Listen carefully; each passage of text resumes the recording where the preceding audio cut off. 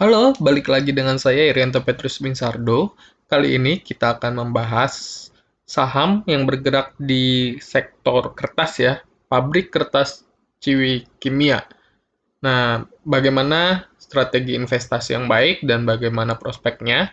Sebelumnya kita lihat dulu suatu quotes dari Stephen King bahwa saat-saat paling menyeramkan adalah saat di mana Anda belum memulai. Mudah-mudahan ini bisa menjadi inspirasi buat kita semua. Jadi sebelum kita lebih lanjut mendalami saham Techkim ini, jangan lupa untuk teman-teman subscribe channel ini karena di waktu-waktu mendatang kita juga akan membahas saham-saham lainnya secara fundamental. Oke, yang menarik dari saham Techkim ini adalah di tahun ini di 2021 dia mengalami net profit yang meningkat daripada tahun 2020 semester pertama ya.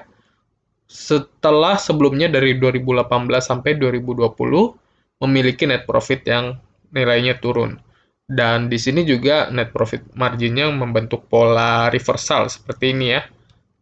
Dan kalau kita perdalam lebih lanjut, jadi memang kalau dilihat dari secara pokok, di sini revenue-nya nempel nih sama beban pokok penjualan ya.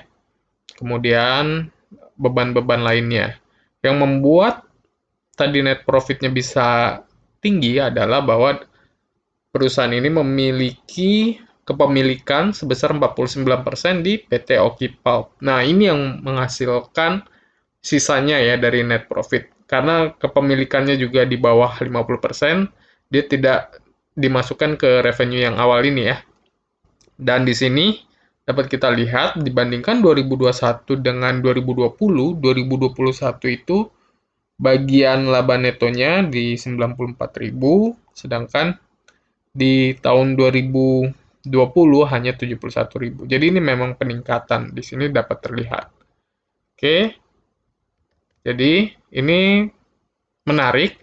Saya akan memberikan lampu hijau di sini ya, karena pola reversal ini juga menarik. Dan berikut ini summary-nya.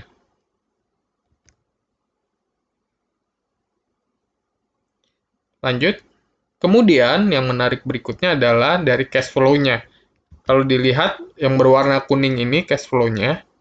Cash flow-nya ini juga membentuk pola pembalikan ya, reversal dari netnya positif, kemudian arus kas-nya negatif, negatif, kemudian netnya jadi positif kembali.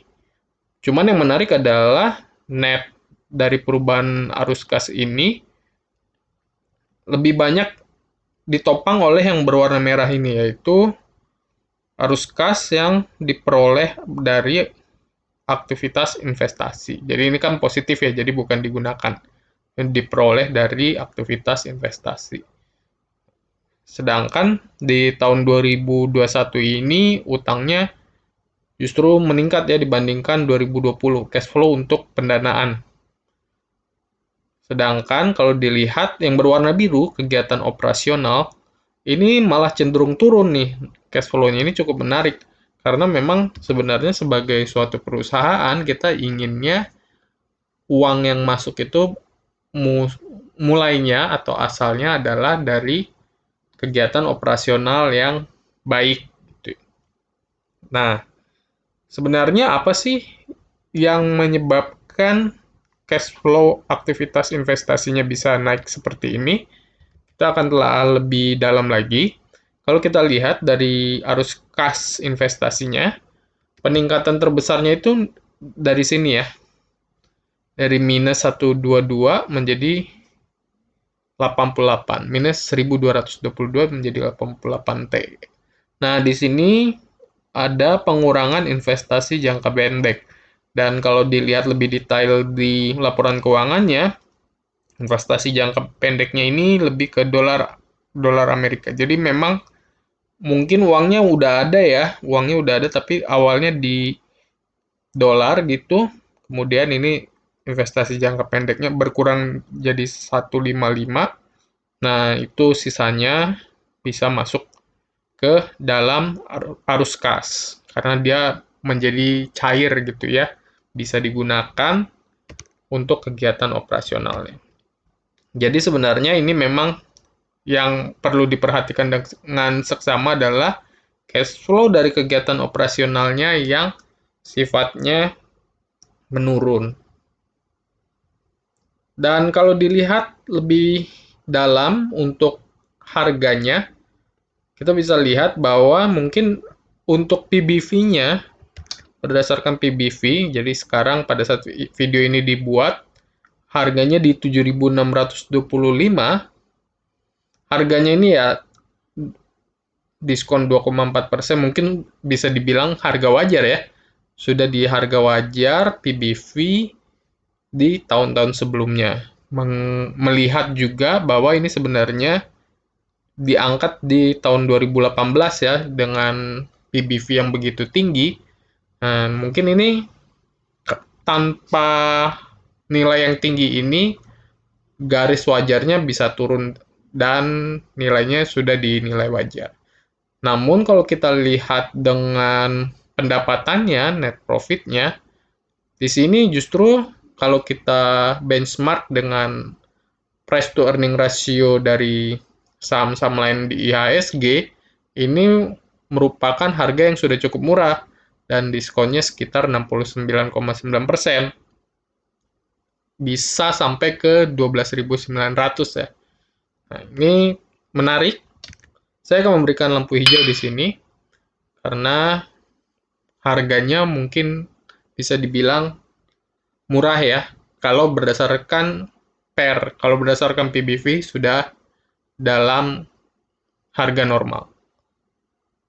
Jadi sebagai kesimpulannya, pertama dilihat dari growth-nya, asetnya bertumbuh. Saya akan mencentang di sini karena memang asetnya bertumbuh. Kemudian likuiditas, dan long term debt-nya, DER-nya di bawah 1, jadi bisa saya centang. Untuk high cash reserve, nah ini secara objektif bisa dicentang ya, tapi tipis ya, karena memang kalau dilihat dari cash flow-nya, cash-nya itu berasal dari investasi jangka pendek ya, yang berubah dari dolar ke rupiah, sedangkan dari kegiatan operasionalnya justru menurun. Kemudian untuk profitability, increasing profit jelas di sini. Sedangkan untuk low dan medium price ini juga jelas ya. Kalau pendekatannya pair bisa dibilang low, kalau pendekatannya PBV bisa dibilang medium. Jadi ini merupakan saham yang secara umum saya berikan centang semua ya. Jadi menurut saya tidak ada pembahasan lebih lanjut untuk saham ini. Centangnya juga full centang. Kelebihannya mungkin lebih ke arah dari harganya yang sudah cukup murah, sedangkan kekurangannya dari kegiatan operasional yang menghasilkan cash flow yang menurun dibandingkan semester 1 tahun 2020. Oke, demikian dari saya. Mungkin teman-teman punya opini lain atau punya data-data baru. Teman-teman bisa tulis di kolom komentar. Pastikan teman-teman juga subscribe, like juga, share ke komunitas-komunitas yang teman-teman miliki. Saya Irianto Petrus Binsardo, sampai jumpa di video-video berikutnya. Dah.